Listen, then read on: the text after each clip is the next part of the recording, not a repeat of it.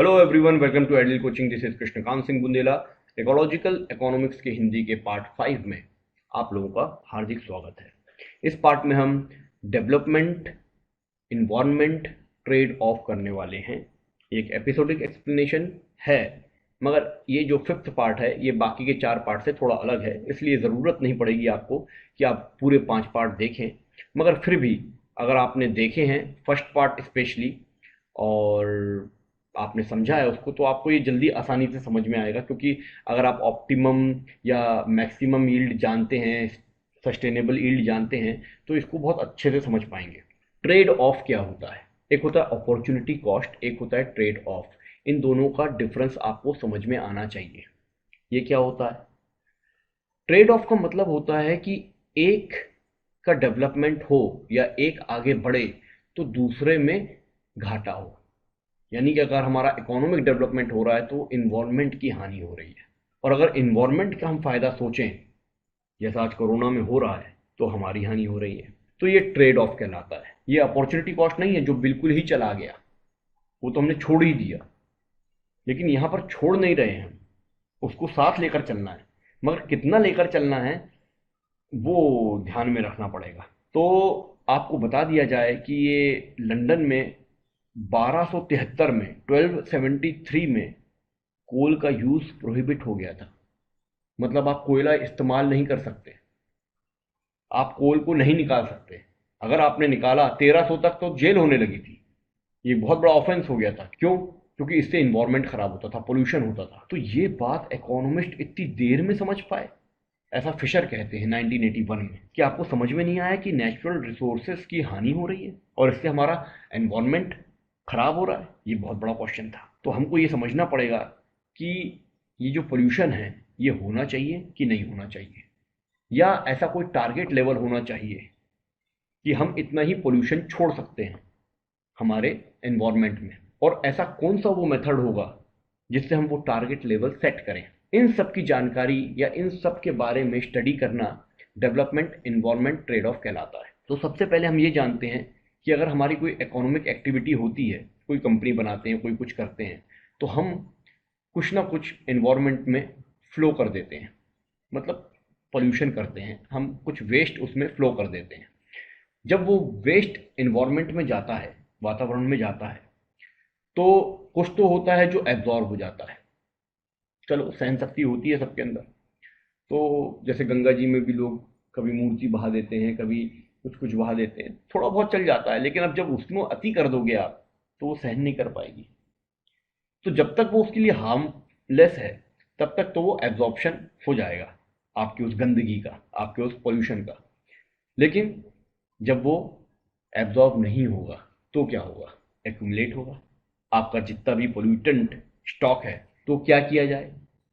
अब इतना सारा पोल्यूटेंट स्टॉक हो गया है, तो या तो उसको डिग्रेड किया जाए, ख़त्म किया जाए हार्मलेस फॉर्म में। कई लोग रिसाइकिल करते हैं, पन्नियों को बिनवाते हैं, बहुत सारी चीज़ें रिसाइकिल करने की कोशिश करते हैं। आजकल वो बायोमास वगैरह बनाते हैं, ये फलों के छिलकों से आप मैन्योर वगैरह भी बनाया जाता है कचड़े से। तो ये सारी चीज़ें आप कर सकते हो। और जब नहीं कर पाओगे तो पोल्यूशन डैमेज होगा। तो ये तो तब होगा जब वो एब्जॉर्ब नहीं कर पाएगा प्रकृति। तो वो हम इस तरीके से उसको थोड़ा सा न्यूट्रलाइज करेंगे। एक तो न्यूट्रलाइज अपने आप होगा, दूसरा हम करेंगे। और अगर वो भी नहीं कर पाए तो क्या होगा? हम उसको बहा देंगे, बाहर छोड़ देंगे। Flow, pollution, damage. तो अल्टीमेटली क्या होगा? हमारा डैमेज हो जाएगा एनवायरमेंट।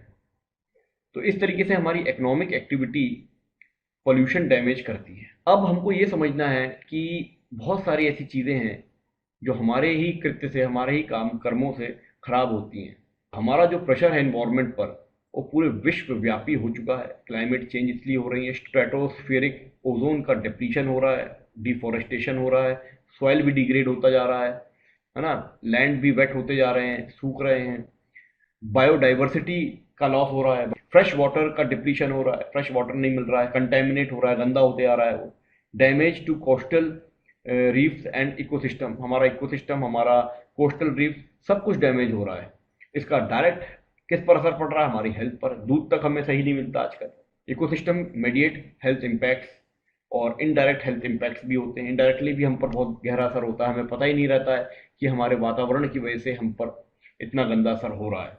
तो ये सारे पोल्यूशन को समझना बहुत ज़रूरी है, क्योंकि हमारा जो समाज है, हमारा जो एनवायरनमेंट है, हमारी जो इकोनॉमी है, ये तीनों एक दूसरे से जुड़े हुए हैं। अगर हम समाज और एनवायरनमेंट को साथ साथ लेकर चलें तो कुछ ऐसी स्थितियां होंगी जो हम सहन कर लेंगे, और कुछ ऐसा लिमिट होगा जहां हम सहन नहीं कर पाएंगे, बस वहीं पर रुक जाएंगे। उसको सस्टेनेबल कहते हैं, वो मैक्सिमम हमारी सहने की शक्ति होगी। इसी तरीके से हमारा समाज इकोनॉमी से भी जुड़ा हुआ है, तो जहां पर हमें फ़ायदा होता है वो हम ले लेते हैं, लेकिन जहां वो फ़ायदा नुकसान में बदल सकता है वो लिमिट भी सस्टेनेबल हमको पता होनी चाहिए। इसी तरीके से एनवायरनमेंट और इकोनॉमी, इन दोनों में भी बड़ा अच्छा रिलेशन होता है, क्योंकि एनवायरनमेंट और इकोनॉमी दोनों का ट्रेड ऑफ हमको पता होना चाहिए, दोनों में डिफरेंस हमको पता होना चाहिए, कहाँ तक हम रख सकते हैं दोनों को साथ साथ, और कहाँ पर जाकर इनका संबंध एंड हो सकता है, वो लिमिट भी हमको पता होनी चाहिए। अब इस इकोनॉमी को समझिए कि ये सोसाइटी का हिस्सा है, और ये जो सोसाइटी है ये एनवायरनमेंट का हिस्सा है। यानी यहाँ तो मैंने तीनों का इंटरलिंक्ड बताया। इस डायग्राम में ये समझिए आप कि इकोनॉमी डिपेंड करती है सोसाइटी पर, और सोसाइटी डिपेंड करती है एनवायरनमेंट पर, तो environment plays a vital role for our economy also. Society के लिए तो है ही, लेकिन हमारी इकोनॉमी के लिए भी एनवायरनमेंट बहुत ज़रूरी है। तो सस्टेनेबिलिटी तीनों की होना चाहिए, तीनों की एक लिमिट होनी चाहिए, मैक्सिमम लिमिट, जिसके आगे आप जाओगे तो आपका समाज, आपका इकोनॉमी, आपके एनवायरनमेंट तीनों बिगड़ जाएगा। तो इकोनॉमिक डेवलपमेंट की जो स्टेजेस होती हैं उसमें सबसे पहले हमको ये समझना पड़ेगा कि जब प्री इंडस्ट्रियल इकोनॉमीज होती है वो एक पीरियड होता है, एक इंडस्ट्रियल इकोनॉमीज का पीरियड होता है, और एक पोस्ट इंडस्ट्रियल इकोनॉमीज का पीरियड होता है। और ये जो लाइन है ये है एनवायरमेंटल डिग्रेडेशन की।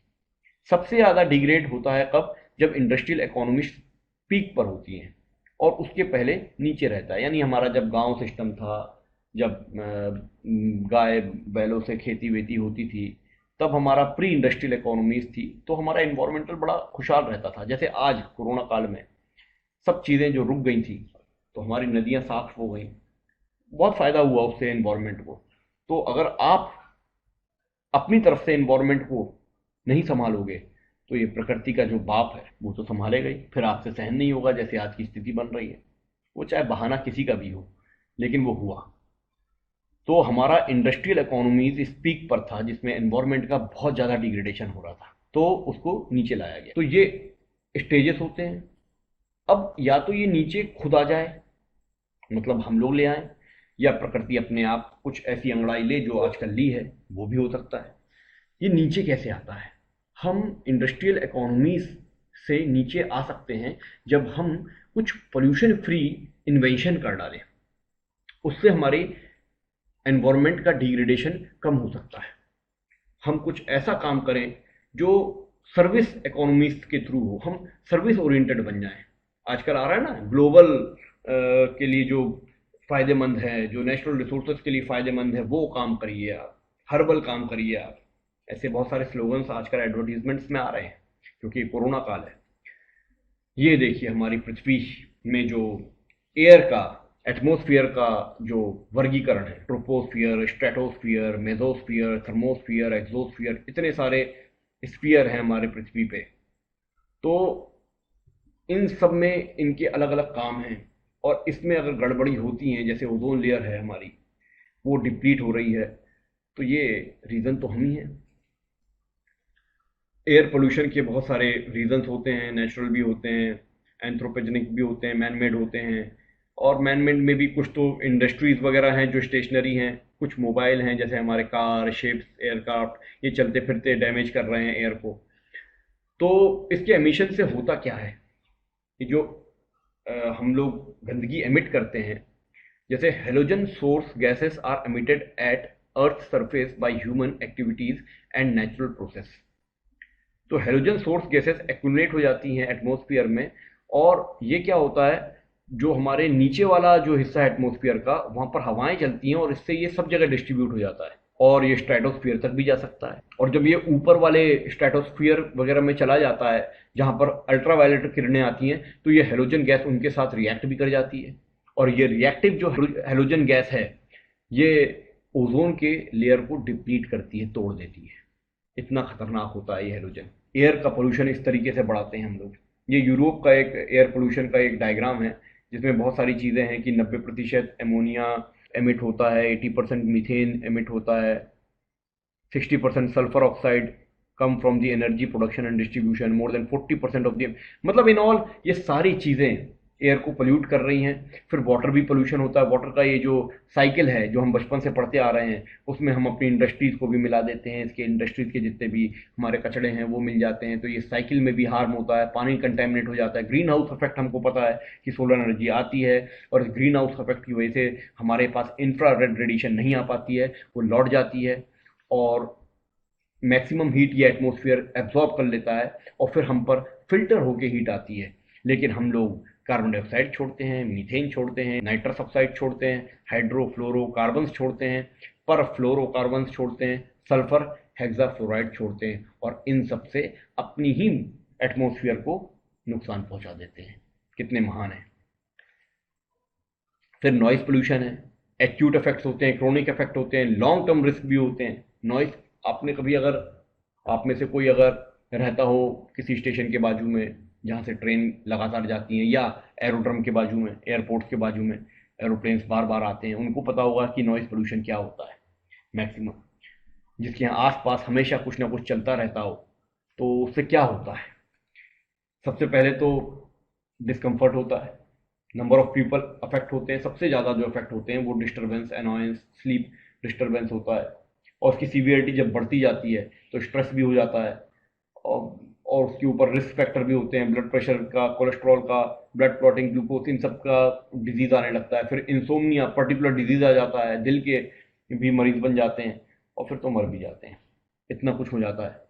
तो इसको समझने के लिए हमको ये करना ज़रूरी है कि हमारी इकोनॉमिकल ग्रोथ और एनवायरमेंटल जो क्वालिटी है उनके बीच का ट्रेड ऑफ बना रहे और हम किस लिमिट तक किसको यूज़ करें ये हमको पता हो। जैसे इस डायग्राम में आप देख रहे हैं, वर्टिकली इकोनॉमिकल ग्रोथ है और यहाँ एनवायरमेंटल क्वालिटी है। ये इकोलॉजिकल सस्टेनेबल डेवलपमेंट है जो आप देख रहे हैं। ये 1 पॉइंट से लेकर अगर हम 4 पे जाते हैं, 1 से 4 की तरफ जाते हैं, इस लाइन को यहाँ शिफ्ट कर देते हैं। क्यों शिफ्ट करते थे बताता हूँ मैं। यहाँ से यहाँ शिफ्ट हो गई, यानी कि हमारी जो इकोलॉजिकल सस्टेनेबल डेवलपमेंट है वो यहाँ इस लाइन से, ए लाइन से बी की तरफ शिफ्ट हो गई। ओके, तो क्या हुआ, इन्वायरमेंटल क्वालिटी और इकोनॉमिकल ग्रोथ में हमने ये देखा कि पहले 1 पे थे, अब 4 पे आ गए। यानी कि इन्वायरमेंटल क्वालिटी उतनी है लेकिन हमारे को इकोनॉमिकल ग्रोथ 1 से 4 तक ज़्यादा मिल गई है। Very good. लेकिन अगर हम 2 से 5 की तरफ आ जाएं, इस तरफ आ जाएं,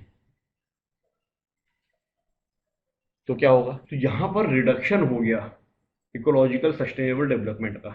हम नीचे की तरफ आ गए, हमने डेवलपमेंट को नीचे ले आए ताकि हमारी एनवायरनमेंट की क्वालिटी बनी रहे। तो इसमें भी अगर हम देखें तो 2 से हम 5 पे आ गए। ये डायग्राम देखिए, इन्वायरमेंटल क्वालिटी और इकोनॉमिक सोशल इंडिकेटर में ये जो कर्व है ये ट्रेड ऑफ है बीच वाला।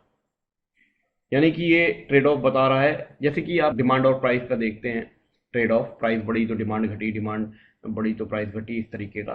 तो अगर इकोनॉमिक ग्रोथ हमारी बढ़ रही है तो इन्वायरमेंटल क्वालिटी घट जाएगी, अगर इकोनॉमिक ग्रोथ घट रही है तो एनवायरमेंटल क्वालिटी बढ़ जाएगी। लेकिन अब इसमें हमें फ़ायदा कैसे मिले, वो तब होगा जब हम कोई नया इन्वेंशन करेंगे जो पोल्यूशन फ्री होगा। तो हम इस ग्राफ को इतना हाइट पे ले आएंगे तो हमारी एनवायरमेंटल क्वालिटी तो थोड़ी सी बढ़ेगी, थोड़ा सा फर्क आएगा उसमें, बहुत ज़्यादा फर्क नहीं आएगा, लेकिन ये सस्टेनेबल डेवलपमेंट इस पॉइंट से इस पॉइंट पे आ जाएगा, यानी हमारा इकोनॉमिक डेवलपमेंट उठ जाएगा।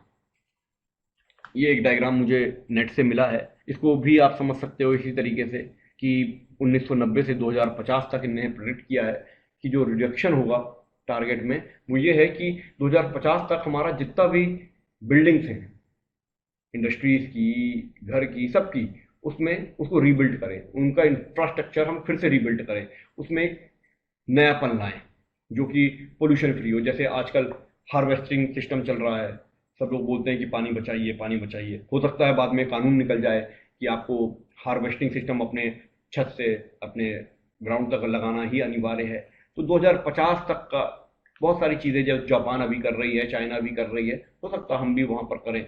बहुत सारे सेक्टर्स है, अर्बन स्ट्रक्चर है, आईटी सोसाइटी है, ट्रांसपोर्टेशन सिस्टम है, इंडस्ट्रियल स्ट्रक्चर है, टेक्नोलॉजी है, इंस्टीट्यूशन मैनेजमेंट है, ये सारी चीज़ें हाईटेक होती जाएंगी और पोल्यूशन फ्री होती जाएंगी। तो 2050 में हम देखेंगे कि जो आज हम हैं वो पूरे के पूरे बदल चुके होंगे, क्योंकि हम इको अवेयर हो जाएंगे। बस यही है एनवायरनमेंट और इकोनॉमिक डेवलपमेंट के बीच का ट्रेड ऑफ जो आपको पता होना चाहिए। That's it. Thank you.